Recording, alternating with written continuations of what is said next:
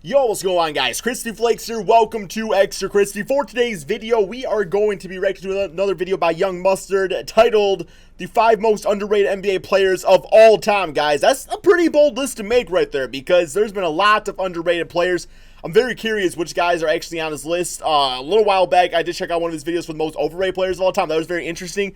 It was interesting in like the sense where like he made really good points to each of the players he actually labeled out there. He wasn't just throwing out names for the sake of doing it.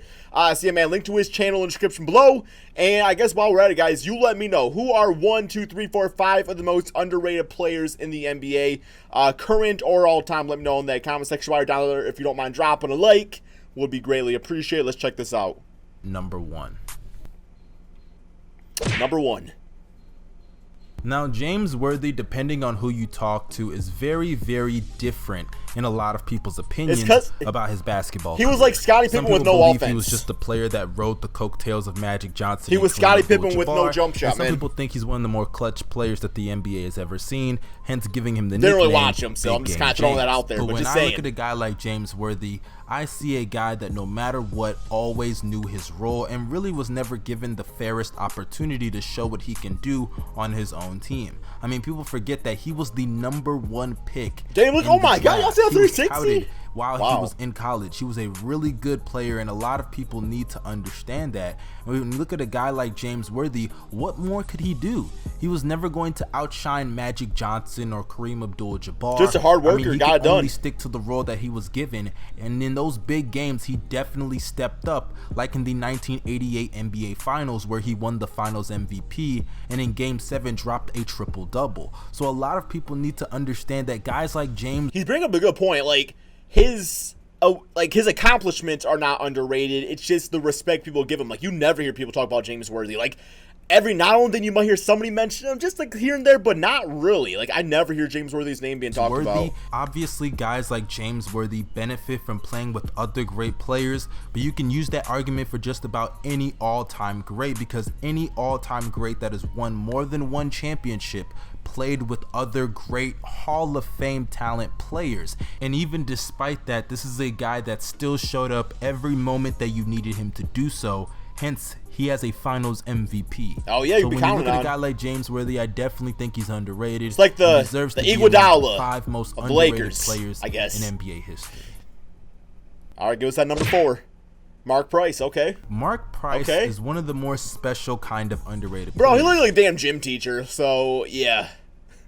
And honestly, I really don't know why. I mean, I could give a few reasons to guess why he's underrated, but I think a lot of people need to give him more credit. My guy Legend of Winning already made a video about Mark Price, so if you haven't seen that, make sure you go check out that video. But in that video, he even goes on to explain this guy had a huge impact on numbers how did he have? Basketball what was today. His numbers? The way he split pick and rolls, his efficiency. I mean, in today's league, one could make the argument that Mark Price would actually even be better, because today's league is accustomed for guys like handles. The way he maneuvered through the pick and roll and his shooting ability and his efficiency. I mean, he paved the way Steve for guys Kerr like with handles, Steve man. Nash, guys like Steph Curry. I mean, he really did something and had a huge impact on the NBA today. Damn, y'all seen the handles, a lot of bro? people really need to give him his credit, and his numbers were relatively decent, and he should be in the Hall of Fame. And if I could take a guess as to why he's underrated, maybe it's because he's white, or maybe it's because he lost to Jordan a lot in the first round. I really don't know. Okay, but Mark Price is definitely one of the better point guards of his generation, one of the better point guards in the history. Guys, be honest, man. Come on. Real talk, guys. Come on, me and you. I'm looking at you, watching this video right now. Y'all think Mark Price? I want to call him Mark Rice. Do you think Mark Price is underrated because he's white? You can be honest with me. Just let me know, guys. Let me know in the comment section below. History of the NBA. I'm just curious, One of the greatest shooters of all time, and definitely revolutionized basketball as we know it. But a lot of people just don't want to give him that credit. Oh, that's my boy right there. I love Shawn Marion. Shawn Marion love Shawn Marion. Was a Hall of Fame caliber one of my favorites of all time. His time in the NBA. Hell yeah. Some people may say, "Oh, that guy with the whack ass shot." Yeah, that guy with the whack ass fantasy shot. basketball beast on LeBron James in the NBA Finals. Yeah, he should be in the Hall of Fame based on what he actually did in the league. when you look at his production during one of his the best time there, all-around players of all time. Because of the lack of all-star appearances or even some all-NBA selections, he's more than likely not going to make the amazing Hall of defender. Fame. But a lot of people forget that during his prime, he was a guy that could give you around 20 points. Yes, he was a 20-point per game scorer. Yes, sir. He could grab around 11 to 12 rebounds on a night-to-night basis in some seasons.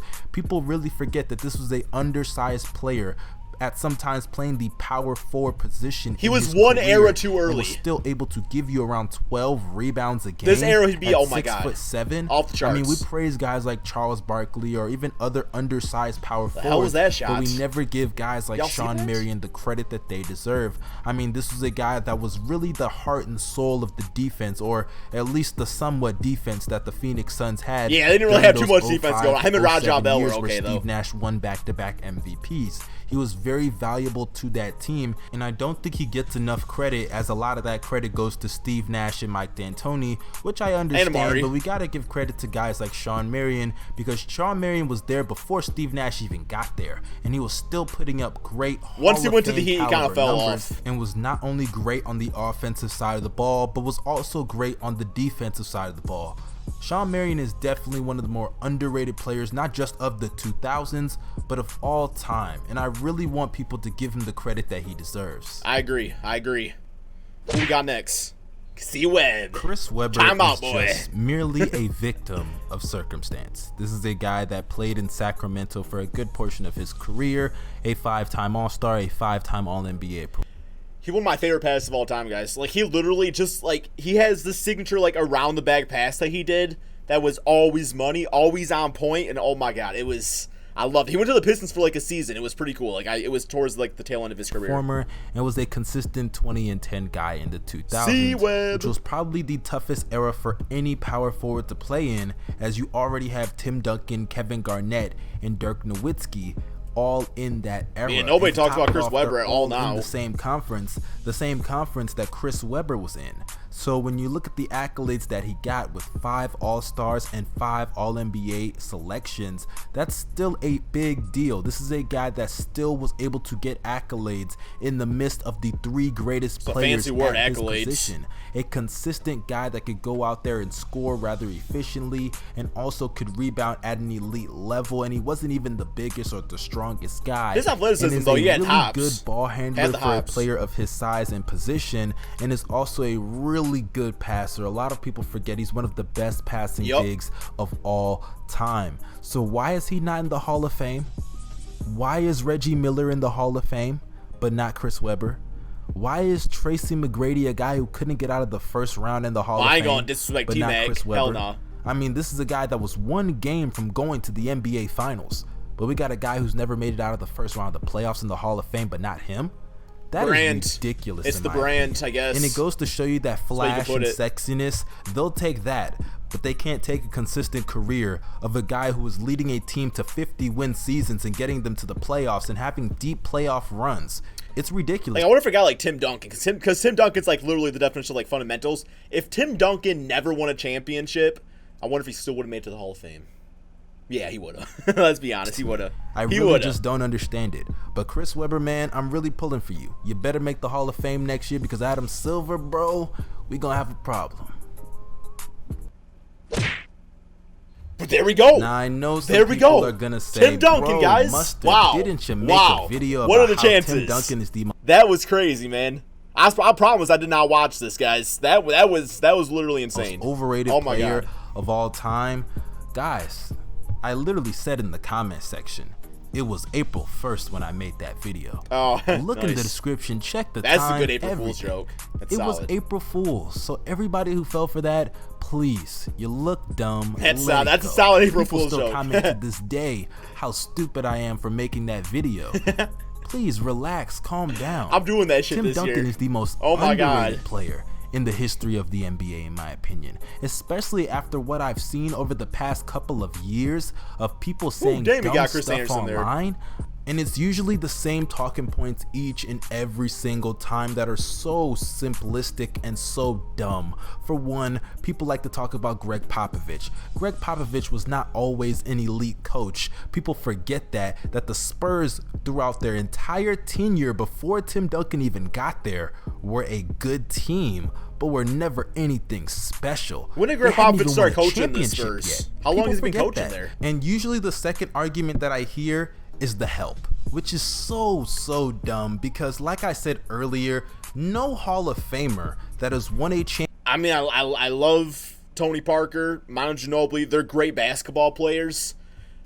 But I'm just saying, those aren't like the sexiest names out there. Like, yeah, those are solid, really good basketball players. But to say, oh my God, like that big three, like, you know what I'm saying? Like, it's not like he was playing with like Kobe and LeBron. You know, I don't know. I'm not like, that's no disrespect to Tony Parker and Manu Ginobili. It's just that, like, yeah, that team worked out great. But yeah, I get what Young is saying here. Championship. I get what or he's should saying. I say multiple, because there's a guy named Hakeem Olajuwon alive, but no Hall of Famer that has won more than one championship has done it without playing with other Hall of Fame talent. I'm talking top 50 players of all time. Look at Magic Johnson. Al Jefferson. He played with Kareem Abdul-Jabbar. Fell for that bitch Michael right there. Cooper, James Worthy, and he also had a Hall of Fame coach in Pat Riley. Look at Kareem. He also played with the players I just mentioned for Magic when he was in LA, and also played with, oh, I forgot, Oscar Robertson, one of the greatest point guards of all time. And I've usually heard some people say that Kareem Abdul-Jabbar has an argument to be the greatest basketball player of all time. I mean, when you just look at what he did in high school, college, and damn, the that NBA, was a beautiful pass. Pretty great oh my resume. God. But I never hear anybody say that Kareem Cooking Al Abdul-Jabbar played Jefferson. with too much help, even though he had more help than a guy like Tim Duncan. Tim Duncan played with Tony Parker and Manu Ginobili and Kawhi Leonard. And for the case of Tony Parker and Manu, one could make the argument, and I firmly believe, that they wouldn't even be Hall of Famers had they not played with Tim Duncan. So a lot of people really need to cut the cap on my guy Timmy D's career, because I don't it's very disagree with that ridiculous. statement. And if you actually pay attention to detail on how great this guy was from the moment he stepped into the league and the things he accomplished just in the first half of his career, scratch that, you could even go to the first quarter of his career. People need to understand that a guy like Tim Duncan is a once-in-a-generation talent. His accomplishments were out of this world, and he needs to be given the proper credit for what he was able to do. Top 10 during his player time of all in the time? NBA. Top 10 player, no But doubts, that concludes right? this video. If you guys would like to see me talk about the most Okay, wait. What does he want? What does he want? What does he want? underrated and overrated players in the NBA today, I want to see that video. Give us that video. No, this dude makes really solid videos. He just, I don't know, he's a smart dude. Like, he brings up really good points, man. But no, I really did enjoy this, guys. Let me know in the comment section below. Overrated, underrated players, whatever you guys want to talk about, man. I'll listen to you. So, thank you all so much for watching. Check out Young Mustard, link to his channel. And peace out, my friends.